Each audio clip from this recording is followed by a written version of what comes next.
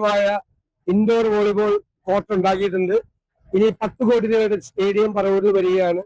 കുറെ കൂടി കളിസ്ഥലങ്ങൾ കുട്ടികളെ ഈ ഡ്രഗ് യൂസിൽ നിന്നും മാറ്റുന്നതിന് വേണ്ടി ഉണ്ടാക്കണമെന്നാണ് ആഗ്രഹിക്കുന്നത്. പിന്നീട് ഇതൊരു ടൂറിസം പ്ലേസ് ആണ്. ഇതൊരു ഹെറിറ്റേജ് ടൂറിസം സെന്റർ ആക്കി മാറ്റണം. ഒരു 20ഓളം പ്രോജക്റ്റുകൾ എന്റെ മനസ്സിലുണ്ട്. അത് വലിയൊരു ടൂറിസം സെന്ററായി ഹെറിറ്റേജ് ഏരിയയായി അത് മാറും. അതിനു വേണ്ടിയിട്ടുള്ള ധാരാളം കാര്യങ്ങൾ ചെയ്യുന്നുണ്ട്. ഇത് അടിസ്ഥാന സൗകര്യ വികസനം എല്ലാ PWD റോഡുകളും BMPC ടാർ ചെയ്താണ്. 50% ഗ്രാമീണ റോഡുകളും നല്ല റോഡുകളാണ്. അതല്ല 60-70%. ബാക്കിയുള്ള റോഡുകൾ കൂടി വരണം. പാലങ്ങളെല്ലാം ഇപ്പോ ഒരു 7 പാലങ്ങൾക്ക് അനുമതി കിട്ടിയിട്ടുണ്ട് പുതിയതായി. അതെല്ലാം സമയബന്ധിതമായി പൂർത്തിയാക്കണം. അതോടുകൂടി പറവൂര് കേരളത്തിലെ ഏറ്റവും വികസനം നടത്തിയിട്ടുള്ള ഒരു മണ്ഡലമായി മാറും. അതുപോലെ ആശുപത്രിക്ക് 70,000 സ്ക്വയർ ഫീറ്റ് കെട്ടിടം പണിതിട്ടുണ്ട്.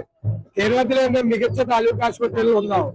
ആയുർവേദ ആശുപത്രി കേരളത്തിലെ 1ാം നമ്പർ ആയുർവേദ ആശുപത്രിയാണ്. അപ്പൊ അതിനൊക്കെ കാലാനുസൃതമായ മാറ്റങ്ങൾ എല്ലാം വരണം. ആരോഗ്യ രംഗത്ത്, വിദ്യാഭ്യാസ രംഗത്ത്, കാർഷിക രംഗത്ത്, ടൂറിസം രംഗത്ത്, അടിസ്ഥാന സൗകര്യ വികസന രംഗത്ത് ഒരുപാട് കാര്യങ്ങളുണ്ട്. അപ്പൊ ഇവിടെ ഗവൺമെന്റ് വന്നാൽ കഴിഞ്ഞ 10 വർഷം ഒന്നും നടന്നില്ല എന്നല്ല ഞാൻ പറയുന്നത്. പല കാര്യങ്ങൾക്കും സാമ്പത്തികമായ പ്രയാസങ്ങൾ ഉണ്ടായിരുന്നു. അതുകൊണ്ട് നമ്മൾ ഉദ്ദേശിച്ച പോലെ പല കാര്യങ്ങളും നമുക്ക് ചെയ്യാൻ കഴിഞ്ഞില്ല. ഇനി ചെയ്യാൻ നമുക്ക് കഴിയും. ശ്രീദേവി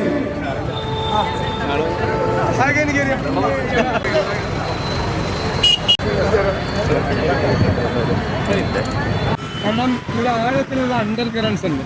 അതൊരു സർവേയിൽ കിട്ടില്ല. കാരണം അതിശക്തമായ ഭരണവിരുദ്ധ വികാരം കേരളത്തിലുണ്ട്. അത് അറിയിച്ചിരിക്കും ഉറപ്പായിട്ട്. RSS എല്ലാ വർഗീയവാദികളുമായിട്ട്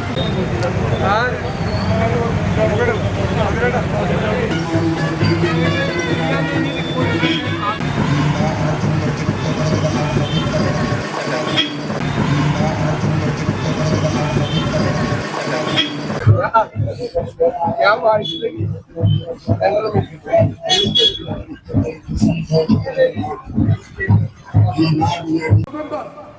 ശ്രീദേവി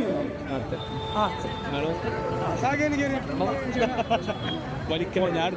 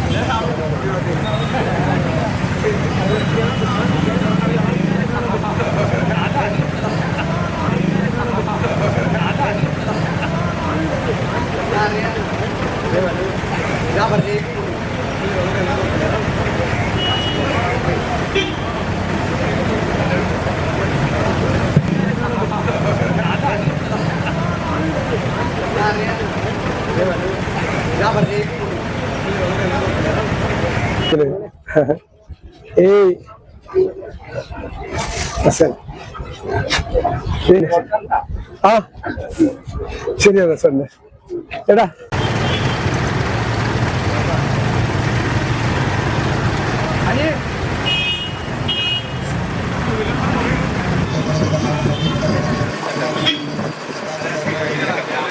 എന്റെ ഏറ്റവും വലിയൊരു ഡ്രീം പ്രോജക്റ്റ് പറവൂരിൽ നിന്നും എറണാകുളത്തേക്ക് 20 മിനിറ്റ് എത്താൻ പറ്റുന്ന ചാത്തുരാട് കടമക്കുടി പാലമാണ്. അതിന്റെ നിർമ്മാണ പ്രവർത്തനം പൂർത്തിയായി. ഈ കടമക്കുടിയിൽ, അതായത് വൈപ്പിൻ നിയോജക മണ്ഡലത്തിൽ ചെറിയ പാലം കൂടി പൂർത്തിയാക്കിയാൽ നമ്മുടെ അത് പൂർത്തിയാകും. കൂടുതൽ വാർത്തകളും വിശേഷങ്ങളും നേരിട്ട് ലഭിക്കാൻ ജനങ്ങളിൽ നിന്ന് ജനങ്ങളിലേക്ക് ജനഭൂമി ന്യൂസ് സബ്സ്ക്രൈബ് ചെയ്യൂ. ബെൽ ബട്ടൺ അമർത്താനും മറക്കരുത്.